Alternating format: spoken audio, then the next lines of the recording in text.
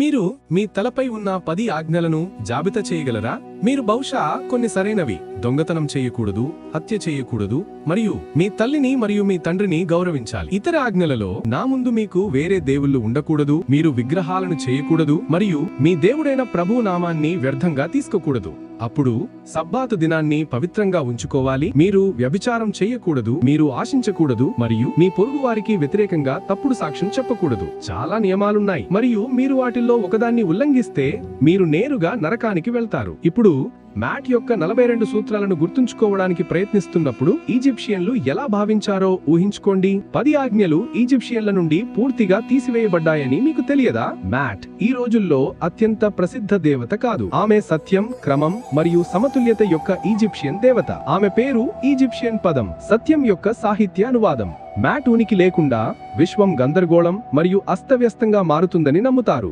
Mat ను ఒక యువతిగా చిత్రీకరించారు. ఇది ఈజిప్షియన్లకు చాలా అసాధారణమైనది.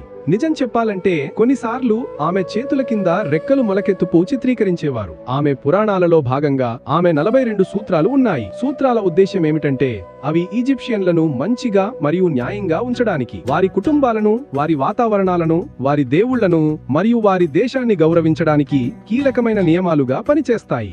నేను దొంగతనం చేయలేదు, నేను వ్యభిచారం చేయలేదు, నేను ఎవరిని తప్పుగా నిందించలేదు, నేను ఎవరి భార్యను మోహింపజేయలేదు, నేను దేవుళ్లను శపించలేదు. ఇశ్రాయేలీలు ఈజిప్టును విడిచిపెట్టిన తరువాత వారికి ఇవ్వబడిన 10 ఆజ్ఞలను మ్యాథ్ యొక్క 42 సూత్రాలలో చూడవచ్చు. ప్రపంచం అంతమవుతుందనేది బైబుల్ అపోకలిప్స్ గురించి ఒక సాధారణ అపోహ.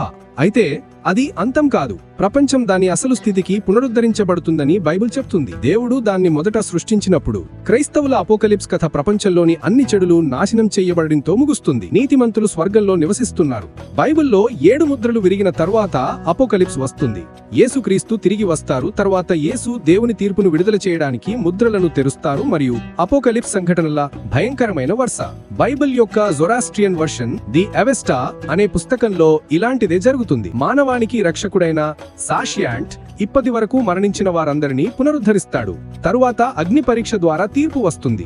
ఇది బైబిల్ అపోకలిప్స్ లోని అగ్ని పరీక్ష వల్లే పొడవైనది మరియు సంక్లిష్టమైనది కాదు. నా ఉద్దేశం ఏమిటంటే తెగుళ్లు లేదా గుర్రపు సైనికులు ఉండరు. అవెస్టా అన్ని కొండలు మరియు పర్వతాలు కరిగిన లోహంగా మారి మరిగే మరణపు విశాలమైన నదిని సృష్టిస్తాయని చెబుతుంది.